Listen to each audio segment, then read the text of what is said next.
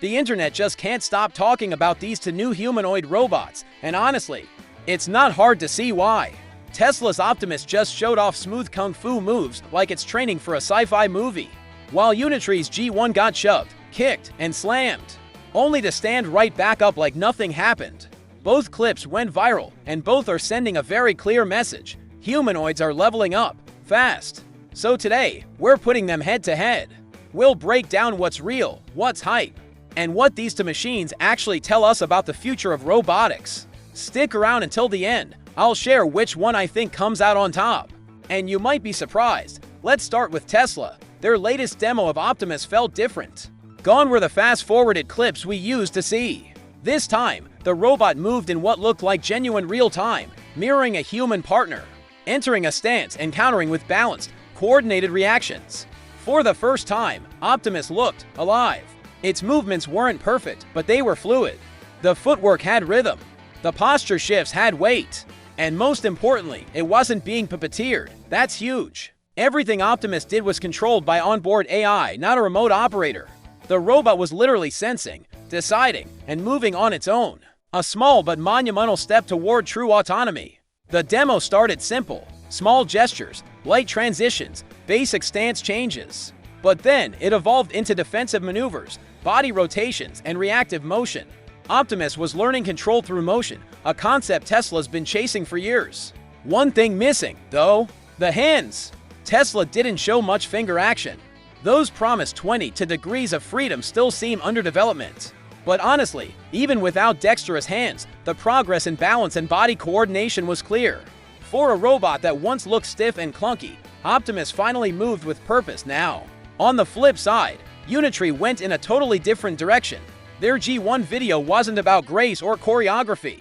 It was about toughness. The engineers literally kicked, shoved, and dropped the robot over and over, and every single time it got back up. They called it anti-gravity mode. Sure, that's marketing talk, but the physics behind it, legit impressive. The G1 didn't just fall and recover, it anticipated impacts. It shifted its weight mid-air, rolled with momentum, and used torque control to stand upright again, like an athlete recovering from a tackle. That's not just software trickery. That's mechanical intelligence. The kind of robustness that makes or breaks a robot in the real world. And here's what makes it special. Inside the G1's frame are layers of sensors, depth cameras, LiDAR, joint torque sensors, all feeding into a real-time control loop. When it's pushed, it calculates how to brace itself instead of freezing up. The knees bend, the hips widen, the body flexes, all to absorb impact like a human would. It's this kind of movement that makes the G1 look so natural, even when it's being abused. And that matters, because out in the field, robots don't fail from weak code, they fail from losing balance. One slip, one bad fall, and the whole operation stops. That's why G1's resilience is a big deal. It can crash, recover, and keep working. No human reset button needed, and at around $16,000. It's not just a research fantasy. It's a real, viable platform, something universities, labs, and small companies can actually afford. Tesla's approach, meanwhile, is all about scale. Elon Musk wants thousands of Optimus units operating inside Tesla factories by the end of 2025. He's talked about producing 5,000 this year, scaling to 10 or even 50,000 later. The logic, same as Tesla's cars, mass produce, learn fast, and drive costs down through repetition. But robots aren't cars. They don't just roll off a line ready to go. Reliability, dexterity, and safety evolve slower. Optimus is improving, no doubt, but it's still a controlled demo bot, not an everyday worker.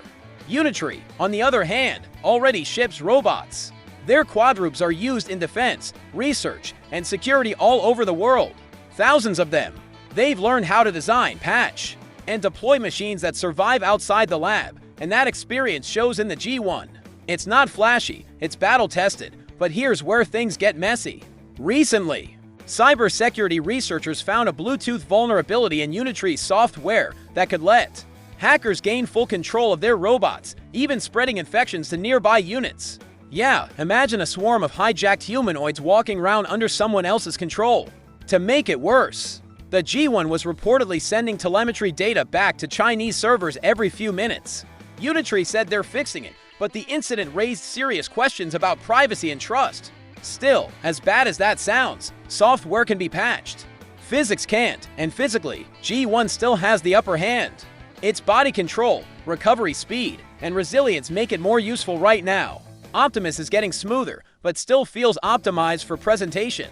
G1 looks ready for the real world. What's really fascinating, though, is the bigger picture. This is a race between two robotics philosophies. Tesla represents the American model, closed ecosystem, vertically integrated, software and hardware fused under one roof. Unitree represents the Chinese model, open, iterative, fast, and cost-driven. America polishes in private. China iterates in public. One aims for perfection. The other thrives on chaos. And both strategies are working. Tesla's advantage is its ecosystem. The same AI infrastructure that trains self-driving cars now powers Optimus. Its visual recognition, path planning, and reinforcement learning pipelines are all shared.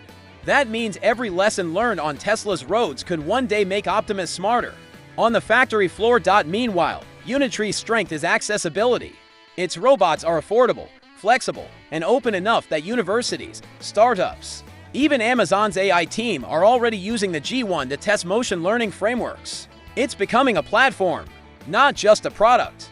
Meta's new Metabot project and Amazon's Omni Retarget system have already trained humanoids, including the G1, to mimic human movements after watching just a few videos.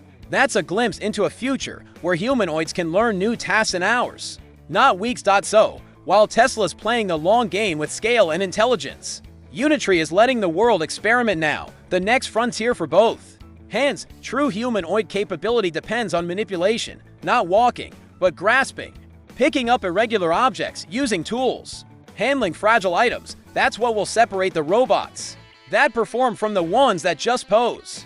Neither Optimus nor G1 has nailed it yet, but when one of them does, that'll be the moment humanoids cross from impressive to indispensable.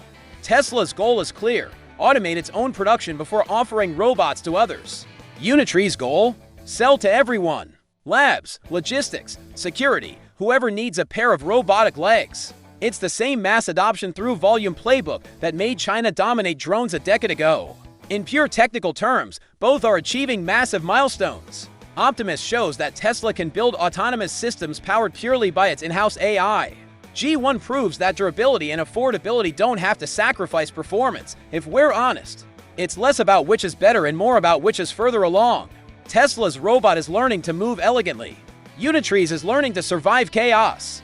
One represents intelligence, the other instinct, and if history tells us anything, instinct usually wins the early rounds. My personal verdict: right now, G1 feels like the more complete package. It's cheaper, tougher, and already operating in the wild. Optimus is gorgeous in motion, but still to protect it, a lab performer, not a factory fighter. Still, both are pushing robotics forward faster than anyone expected. And that's what really matters. The gap between demo and deployment is shrinking.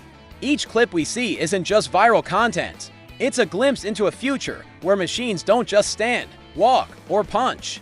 They adapt. Maybe the real winner isn't who moves best, but who keeps moving after getting knocked down. And right now, that's G1 Superpower. Thanks for watching. Drop your thoughts below, hit like if you enjoyed this breakdown, and I'll catch you in the next one.